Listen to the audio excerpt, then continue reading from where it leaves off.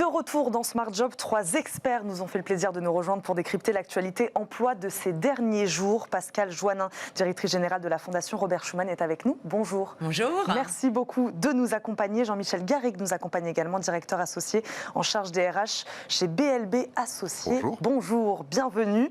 Olivia Copin nous accompagne également, fondatrice du cabinet Just Business, enseignante évidemment aussi, on le sait, au CELSA. Bonjour. Bonjour. Bienvenue Olivia, merci beaucoup de nous accompagner. On revient d'abord, si vous le voulez bien, sur cette réforme explosive de l'assurance chômage.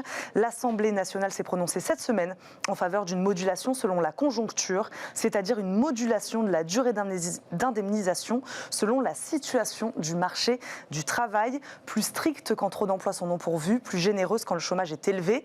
Un premier article du projet de loi qui fait évidemment grincer les dents la gauche, notamment la NUPES qui dénonce un texte qui déclare la guerre aux chômeurs.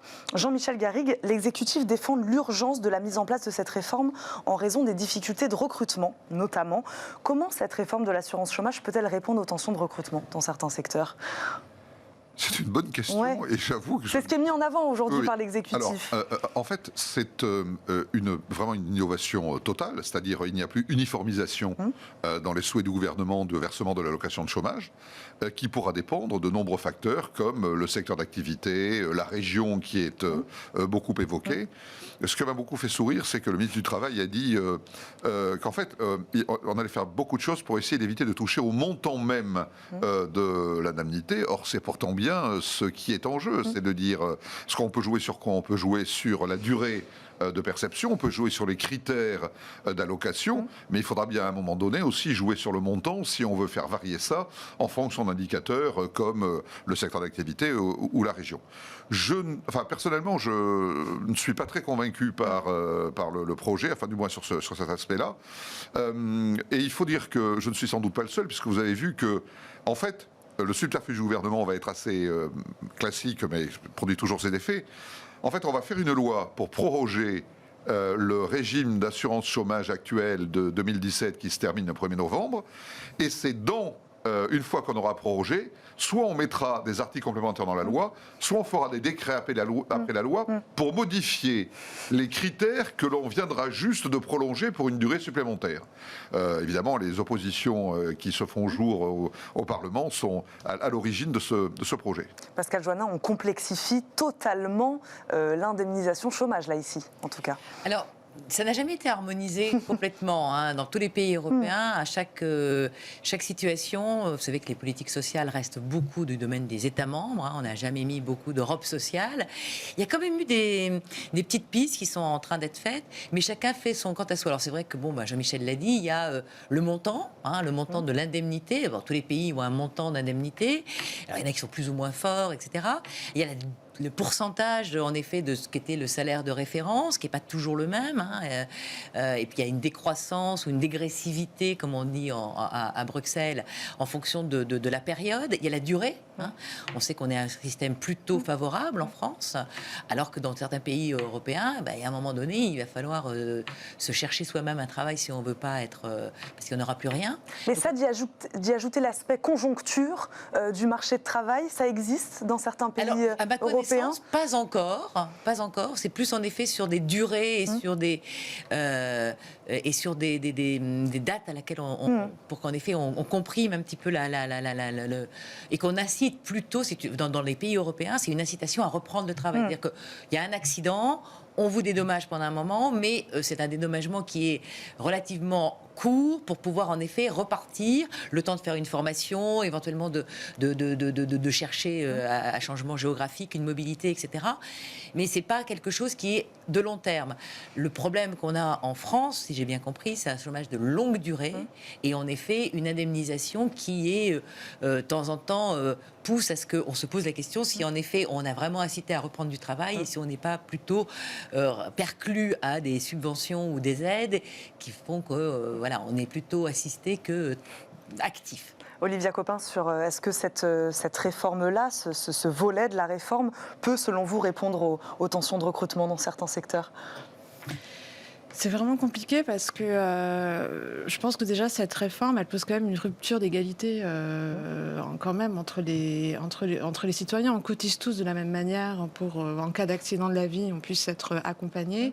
Et là, on se rend compte qu'on va tous cotiser. Puis finalement, les indemnités, on va les recevoir en fonction de la région où on habite, en fonction du secteur dans lequel on évolue. Je pense qu'il y a aussi quand même un critère majeur au-delà de la conjoncture qui fait qu'on n'arrive ou pas à trouver un travail plus facilement, c'est notre niveau d'études, c'est notre niveau d'éducation. Donc ça aussi, comment le prendre en compte. Je pense que la plupart des postes, des postes qui ne sont pas pourvus, les difficultés de recrutement sont avant tout liées à un problème de formation. Donc je ne sais pas si on s'attaque vraiment en fait à la bonne équation, du problème. Je pense qu'il faut d'abord s'assurer que au lieu de faire une indemnité à la carte, au cas par cas, déjà peut-être former les personnes au cas par cas. Nous, on a déjà fait des formations, notamment auprès de prestataires qui accompagnent les personnes pour retrouver un emploi. Et on se rend compte que souvent, les personnes reçoivent des formations alors qu'elles sont déjà ultra diplômées, elles ont un bac +5, donc elles n'ont pas besoin d'être formées, alors que d'autres qui sont vraiment à la traîne, un peu les oubliés du marché, qui aimeraient être formés, ne le sont pas. Donc je pense qu'il y a plus quelque chose à faire sur l'aspect formation. Ça me paraît très compliqué à mettre en place. Alors, en plus, du télétravail, c'est-à-dire des gens qui ont des postes sur Paris, mais qui télétravaillent sur Marseille. Je ne sais pas si ça va vraiment dans le sens du... Voilà, On y croit moyen, en tout cas j'ai l'impression pour l'instant sur le plateau. Deuxième sujet, toujours sur cette question du chômage, le gouvernement qui envisage cette fois de priver les salariés d'allocations en cas d'abandon de poste. L'amendement a été voté ce mercredi. Jusqu'ici, en cas d'abandon, donc pour rappel, le salarié pouvait toucher des allocations chômage comme lors d'une rupture conventionnelle, ce qui n'est pas le cas, on le sait, dans la plupart des démissions. Ce serait pour l'exécutif un moyen ici déguisé de mettre fin à un contrat car il comporte des avantages. Jean-Michel Garrigue, des avantages pour qui ? Le salarié, l'employeur, les deux, cet abandon de poste? Ce sont des situations qui, aujourd'hui, ont tendance à se multiplier. Alors, l'avantage, si je puis dire, c'est qu'elles se multiplient assez rapidement. C'est-à-dire que ce sont des gens, beaucoup de jeunes notamment, qui prennent des postes et qui, dans les premières semaines, ou voire les premiers mois de l'activité, un jour ne reviennent plus. Alors effectivement, il y a un point qui est incontestable, c'est qu'un employeur qui constate un abandon de poste est obligé d'entreprendre une procédure de licenciement à l'encontre de son collaborateur, généralement pour faute grave, puisque le collaborateur agit, comment dirais-je, sciemment pour ne pas exercer son activité professionnelle. Et donc, en tant que licencié, il a droit aux allocations de chômage, puisque quel que soit le motif de votre licenciement, que ce soit pour cause réelle et sérieuse, pour faute grave ou faute lourde, vous avez droit aux mêmes allocations de chômage ailleurs. Il n'y a pas de dégressivité ou de pénalité. Et le démissionnaire, lui, sauf des cas assez précis comme la mutation géographique, lui n'a pas le droit à d'indemnité. N'a pas le droit aux allocations de chômage. Donc du coup, effectivement, ça crée... C'est une forme d'injustice ? Alors, il y a toujours des cas particuliers qu'il faut bien prendre. Mais il est vrai que de ce point de vue-là, enfin moi qui étais DRH pendant de très nombreuses années, c'est vrai que je ne peux pas considérer que l'abandon de poste qui aujourd'hui a tendance à devenir plus fréquent, il était quand même relativement rare, l'abandon de poste avant. C'était vraiment une situation que moi j'ai rencontrée dans ma vie professionnelle relativement rarement. Alors qu'évidemment les démissions, on les rencontre très fréquemment. Donc d'adapter une évolution de la réglementation à une évolution des mœurs, si je puis dire, et le fait que les abandons de poste soient plus fréquents, moi personnellement, je trouve ça assez logique, en tenant compte du fait qu'il faut évidemment prévoir des cas particuliers, exactement comme on prévoit que des démissions justifiées puissent donner lieu aux perceptions d'allocations de chômage. Il peut y avoir des abandons de poste pour des questions de sécurité, par exemple, qui là demande aussi à ce que le salarié soit protégé vis-à-vis d'une démarche de l'employeur constatant l'abandon de poste. Et à l'inverse, ceux qui seraient provoqués par l'entreprise, il y a aussi des abandons de poste pour des salariés, par exemple, pour des raisons de sécurité, qui ne se sentent pas en sécurité, qui abandonnent leur poste. Là, la situation est évidemment différente, Olivia Copin. Oui, là, pour le coup, je mettrai quand même un gros bémol sur cette proposition, parce qu'en fait, dans la réalité, on n'abandonne pas son poste de gaieté de cœur. C'est-à-dire qu'en général, ça recouvre derrière quand même une situation de souffrance, d'échec. C'est souvent parce que l'employeur ne veut pas ne veut pas donner une rupture conventionnelle. Donc finalement, au bout d'un moment, le salarié se retrouve contraint à abandonner son poste parce que soit il est en souffrance, soit qu'il y a quand même un problème en général managérial. Il y a une souffrance souvent quand on regarde concrètement comment ça se passe. Et puis surtout, c'est pas comme s'il avait le chômage comme ça. C'est-à-dire qu'effectivement, il y a cette procédure de licenciement qui doit être déclenchée. Elle peut prendre des mois parce que c'est au bon vouloir de l'employeur. Donc c'est quand même plus souvent des situations de souffrance. Donc quand on voit un peu les arguments dans la presse qui disent qu'à partir du moment où on quitte volontairement son travail, finalement, c'est normal de ne pas avoir l'allocation. On peut être volontairement, ça peut être aussi contraint, quoi. Parfois, on peut être volontairement contraint à quitter son travail. Donc, c'est quand même. Je mettrais quand même un gros warning sur cette proposition. Sachant que cet amendement arrive au moment où une étude, un rapport du ministère du Travail nous apprend qu'au moins 25% des salariés éligibles ne recourent pas aujourd'hui à l'indemnisation. Pascal Joannin, sur cette question-là, est-ce que c'est une réponse adaptée aujourd'hui, cet amendement, ce projet-là, sachant que, comme le disait Jean-Michel Garrigue, peut-être que c'est un phénomène qui augmente, on n'a pas vraiment de chiffres là-dessus. On ne sait pas si c'est vraiment un phénomène d'ampleur aujourd'hui dans les entreprises. On a en effet des comportements, plus que des mœurs, des comportements où en effet le travail n'est plus le centre de la vie de beaucoup, notamment chez les jeunes. Il n'y a pas cette fidélité, il n'y a pas cet engouement. Si la question a du sens, si l'entreprise a des valeurs, là pour le coup, on va s'y sentir impliqué, etc. Et donc, il n'y a pas une obligation, le contrat de travail est un peu moins solide chez eux que chez des vieilles, des générations plus anciennes.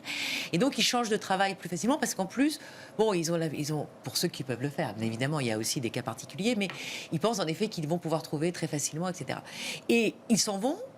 Et ils ne vont surtout pas prendre la fiche Pôle emploi que l'employeur doit remettre aux salariés qu'ils démissionnent, etc.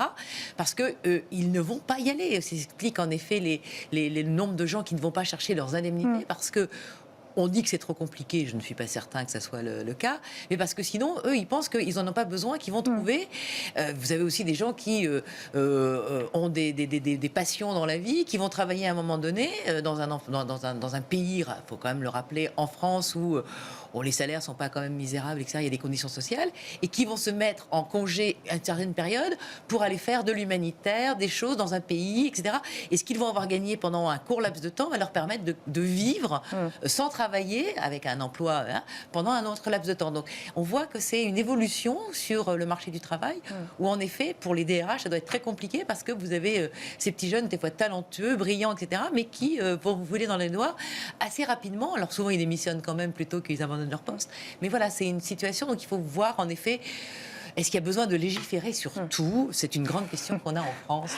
On va terminer là-dessus. Enfin, on parle régulièrement dans cette émission, on en parle régulièrement dans cette émission, la fameuse semaine de 4 jours. Beaucoup en rêvent, la Belgique l'a fait. Nos voisins viennent d'acter la possibilité de passer en semaine de 4 jours pour les salariés et les fonctionnaires qui en feront la demande. On ne travaille pas moins, attention, mais on concentre ses heures hebdomadaires sur 4 jours. Jean-Michel Garrigue, dans certains pays d'Europe, dont la France, certaines entreprises testent déjà depuis quelques années cette semaine de 4 jours. Est-ce que c'est un symbole fort de l'avoir adopté aujourd'hui par la Belgique ? Alors, c'est une possibilité qui est offerte. Il y a une chose qui est un peu compliquée à comprendre, c'est en quoi la semaine de 4 jours va aider à résorber le chômage et aller vers le plein emploi, qui est un des objectifs de la Belgique en adoptant la semaine de 4 jours. Que ça soit davantage conforme à l'évolution des mœurs, comme je l'indiquais tout à l'heure, où ça permet d'avoir des week-ends de 3 jours ou un jour de coupure dans la semaine pour s'occuper des enfants ou quelque autre raison que ce soit. Donc, c'est vrai que ça s'adapte aux attentes des salariés. Ça, on peut parfaitement le comprendre. En revanche, que la Belgique adopte la semaine de 4 jours en disant ça va aider à résorber le chômage, ça présuppose à ce moment-là que l'employeur, pour maintenir une amplitude de travail, va embaucher des collaborateurs supplémentaires pour travailler les jours qui auront été libérés par ceux qui auront adopté la semaine de 4 jours et ainsi permettre d'avoir un effet réel sur la population des demandeurs d'emploi. Est-ce que les entreprises vont le faire ? C'est travailler, c'est une complication quand même assez importante en matière d'organisation, surtout pour des entreprises de production. Pour des entreprises de services, c'est évidemment moins le cas, mais des entreprises de production, c'est beaucoup plus compliqué. Moi, j'attends de voir, et je dis ça vraiment sans arrière-pensée, j'attends de voir ce que pourra être l'impact de l'adoption de la semaine de 4 jours. On ne le verra évidemment que dans 2 ou 3 ans, de voir si ça a véritablement un effet et si les entreprises qui constatent que des salariés dans leur effectif choisissent cette solution, eh bien, vont embaucher d'autres collaborateurs, pardonnez-moi l'expression, pour combler les trous là où des heures de travail auront été libérées. Olivia Copin, sur cette forme de flexibilité du travail de nos voisins, votée par nos voisins européens. Pour moi, c'est vraiment une révolution. Alors, on est vraiment dans le changement de mindset, c'est-à-dire qu'on part du principe que c'est... Oui, c'est un changement de prisme, là. Ah, mais complètement. Là, on part du principe que... En fait, et puis, du coup, c'est systémique. Hein. Vous changez un acteur, tout le système change. Hein. Donc là, vous partez du principe que le salarié, aujourd'hui, va être capable de comprendre, d'anticiper sa charge de travail d'une semaine à l'autre, parce que c'est ce que j'ai compris, c'est-à-dire on peut travailler 4 jours, une semaine, voilà. Donc, du coup... déjà, ça donne un équilibre, effectivement, comme vous le disiez, Jean-Michel, sur la vie perso et la vie pro, mais surtout, ça va complètement changer le rapport au travail. C'est-à-dire que je ne sais pas si ça va permettre de créer plus d'emplois, mais en tout cas, on va être plus fidèle à cet emploi parce qu'il va s'insérer davantage dans notre vie personnelle. Et puis surtout, ça va autonomiser les gens, ça va leur permettre de se sentir plus responsables, et ça va complètement aussi changer la place du manager. On est quand même loin du présentéisme. Ça veut dire que le rôle du manager, ça va plus être d'être le petit chef qui va essayer de savoir qui fait quoi, quand, etc. Mais on va passer sur une autre forme de management. Donc je pense qu'effectivement, ça va être un casse-tête pour les RH, ça c'est clair. Mais ça donne quand même une idée déjà de ce que pourrait être le marché du travail de demain. Moi, je pense qu'honnêtement, la tendance va vers ce type de flexibilité. Pascal Joannin, très rapidement, cela peut emboîter le pas à d'autres pays, selon vous? Enfin, c'est un marqueur fort, voilà, que la Belgique le fasse aujourd'hui. Alors, vous parlez de la Belgique, il a introduit en effet par une disposition législative la semaine dernière. Il y a, alors, c'est pas... il n'y a aucun pays qui l'a fait complètement. C'est-à-dire que c'est plutôt des entreprises dans des secteurs qui font des tests pour voir en effet si c'est viable. En France aussi. Hein. Voilà, en France aussi. Donc en Allemagne, au Royaume-Uni, qui n'est pas dans l'Union européenne mais qui est en Europe, on a en effet des entreprises, et pas n'importe lesquelles. Il y en a certaines qui sont des très grosses entreprises, plus que des petites d'ailleurs. C'est plus facile peut-être de tester des choses. Et à part l'Islande, qui a trouvé que c'était très positif, mais les Islandais, c'est des pays du Nord, très disciplinés, etc. Parce qu'il faut quand même rappeler, et vous l'avez dit, c'est que la durée du travail reste la même. C'est-à-dire qu'il faut faire en 4 jours ce que vous faisiez en 5. C'est-à-dire que si vous êtes à 40 heures, qui est plutôt la moyenne européenne que 35, ça veut dire que vous travaillez 10 heures par jour, au minimum 9h30, 4 jours par semaine. Donc c'est quand même aussi une charge de travail, parce que si vous ajoutez des transports, un éloignement géographique, etc. Si le salarié le veut bien. Voilà. Donc est-ce qu'il y gagne, en effet, à avoir une journée off pour s'occuper de ses vieux parents, de ses jeunes enfants, ou d'une passion qui l'intéresse, etc., ou d'une vie, voilà. Mais voilà, ça veut dire aussi que lui est capable de pouvoir... Et ça, est-ce que sur la santé ou sur les trucs, au-delà du management des RH, est-ce que c'est bon pour le salarié qui en effet... Il y a un compte sur la durée, mais pas sur le... Et puis, en effet, il y a des modulations. On peut travailler 4 jours une semaine, pas la semaine d'après. Donc, en matière de gestion des ressources humaines, à mon avis, il y en a qui vont s'arracher les cheveux. On va s'arrêter là-dessus. Merci beaucoup à tous les 3 d'être venus débattre aujourd'hui dans Smart Job. Pascal Joannin, je rappelle, vous êtes la directrice générale de la Fondation Robert Schuman. Merci beaucoup de nous avoir accompagnés. Jean-Michel Garrigue également, merci de nous avoir accompagnés. Directeur associé en charge des RH de BLP Associés. Merci Jean-Michel. Olivia Copin, merci à vous, fondatrice du cabinet Just Business, enseignante au CELSA. Merci beaucoup. Merci à vous. On termine cette émission comme chaque jour par Fenêtre sur l'emploi.